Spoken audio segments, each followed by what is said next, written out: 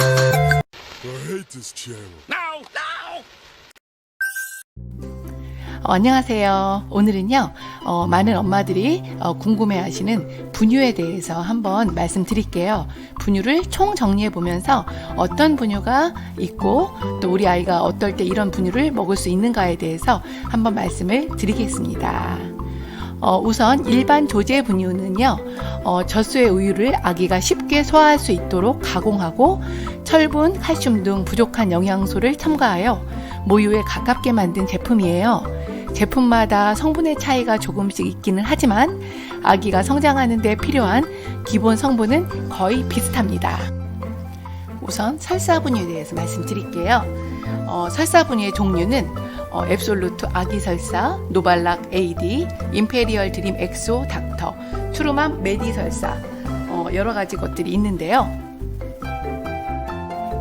설사분유는요, 아기가 설사가 심할 때 고려해 볼 수 있어요. 설사분유는 설사를 지속하게 하는 유당이 적게 함유된 분유인데 보통 분유들 70kcal의 열량인데 비해서 설사분유는 55에서 60kcal입니다. 그렇기 때문에 보호자들의 임의적 판단으로 시작하지 말고 반드시 의사와 상의하고 설사분유를 시작하는 것이 원칙입니다.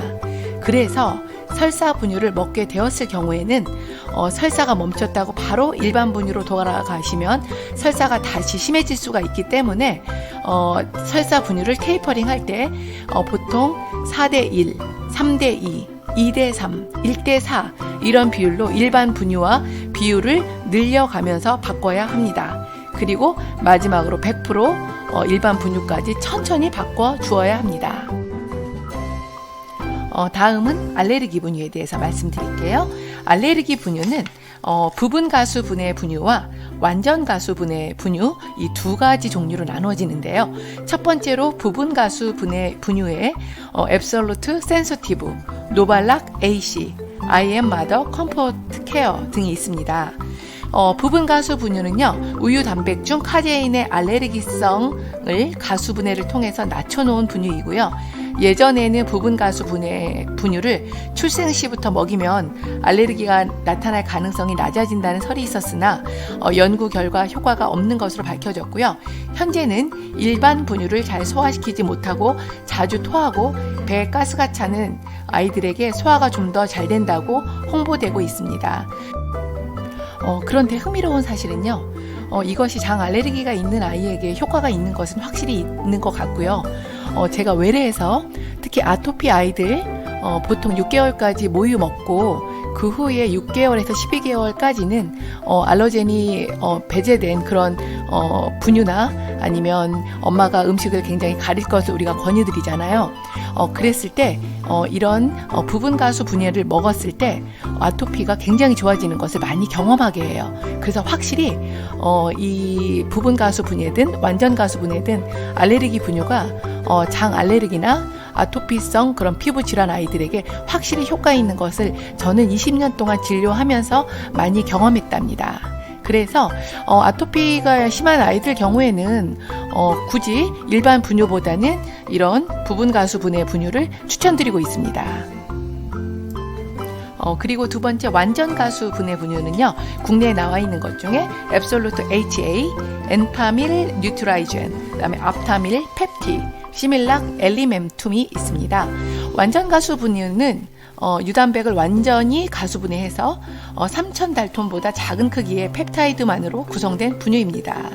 확실히 분유 알레르기가 있는 아이들에게 먹일 수 있는 좋은 분유인 것 같습니다.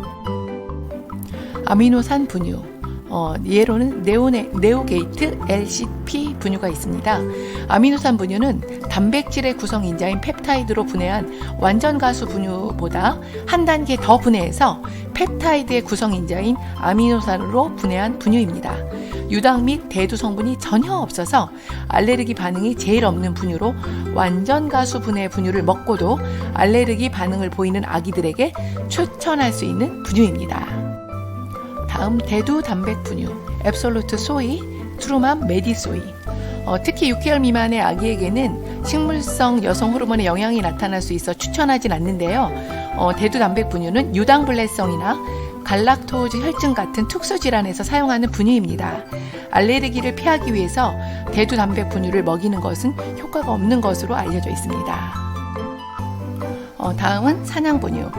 종류로는요, 남양 유기농 사냥분유, 위드맘 사냥분유, 후디스 프리미엄 사냥분유, 아이베넷 순사냥분유 등이 있습니다. 사냥류는 단백질의 구성이 모유와 비슷한 구성을 갖고 있기 때문에 회사에서 굉장히 홍보하는 제품들이고요. 우유보다 유지방 함량이 높고 어글루티닌이 없으며 MCT의 함량이 우유에 비해 많아서 상대적으로 소화하기 쉽다는 장점이 있습니다. 그리고 우유처럼 필수 지방산은 적으나 우유보다는 좀 더 많은 리놀렉 에이시드나 아라키도닉 에이시드 등 필수 지방산을 함유하는 것으로 알려져 있습니다. 하지만 아직 연구 결과나 임상이 많이 이루어지지 않아서 사냥류 제품이 기존 유제품에 비해 월등히 좋은지에 대해서는 아직도 논란의 여지가 많습니다. 그리고 LP 분유, 앱솔루트 LP. LP 분유는요, low phosphoruse의 약자로 저인산 분유입니다. 보통 분유보다 인산의 양이 적게 포함되어 있는 분유이기 때문에 출생 초기에 인산과 칼슘의 비율이 역전되면서 저칼슘 혈증에 빠지는 신생아들에게 매우 필요한 분유입니다. 그리고 마지막으로 선천성 대사 이상 환아들을 위한 분유, 메일 유업 앱솔루트 시리즈입니다. 메일 유업은요, 그렇게 큰 수익을 남기지 않지만 선천성 대사 이상 환자들을 위해서 일과성을 가지고 오랜 기간 동안 이런 특수 분유들을 생산하는 고마운 회사입니다. 정말 앞으로도 이런 국내에 굴지에 많은 회사들이 우리나라의 아이들을 위해서 이런 좋은 분유들을 많이 지속적으로 일관성을 갖고 만들어 주시기를 바랍니다.